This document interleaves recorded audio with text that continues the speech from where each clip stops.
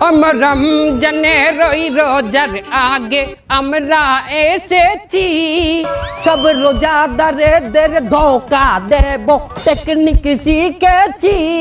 তোরা জাকাত দিবি লোক দেখাইয়া ছোয়াব পাবি না, তোরা চেহারি করবি ইফতার করবি নামাজ পড়বি না, তোদের টিকটক রিলসে ডুবাইয়া রাখবো নামাজ পড়তে দেব না। দেশের দলে দলে প্যাস লাগাবো দেশে শান্তি থাকবে না। রমজানের ওই রোজার আগে আমরা এসেছি, সব রোজাদারদের ধোকা দেব টেকনিক শিখেছি। সব মাইয়া লোকদের বেপরদায় রাখবো নজর হেফাজত হবে না, তোদের মোবাইল ফোনে হাঙ্গা রাইট জাগাবো দিনে নামাজ পাবি না। রমজানের ওই রোজার আগে আমরা এসেছি, সব রোজাদারদের আজ কি রাত মজা হোসেগা আওয়াজ।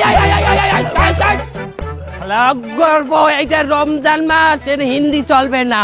সব মিস্টেক হইছে। সো গাইস, আমরা আমাদের গান বাজনা অর্থাৎ ওরস জলসা শেষ করলাম, এখন মূল আলোচনায় আসি। আমাদের মূল আলোচনা হইলো আমরা শয়তানরা মানুষকে কি দেই? ওয়াসওয়াসা। বাহ, তুই কি মাদ্রাসায় ডিউটি করতি? জি সর্দার। ওয়াসওয়াসা দেই মানুষকে কোন সুরাতে? বদ সুরাতে। এটা অনেক ওল্ড হয়ে গেছে, এতে মানুষ এখন আর শয়তানি পথে আসে না, ধোঁকা খায় না, চলবে না। মানুষ আমাদের চেয়েও শয়তান হয়ে গেছে। কি ঠিক কিনা? সঠিক কথা ঠিক কিনা বলেন? মানুষ আমাদের চেয়েও শয়তান হয়ে গেছে, তাই নতুন কোন নিয়মে আমাদের ধোঁকা দিতে হবে। সেই নিয়মটা কি? আধুনিক নিয়ম, নেক সুরাত। নেক সুরাত কেমন হয় তোমরা কি দেখতে চাও? জি সর্দার। ওকে, কি দেখতে পাইতে আছো নেক সুরাত? কিরম মুমিন মুমিন লাগে না আমারে?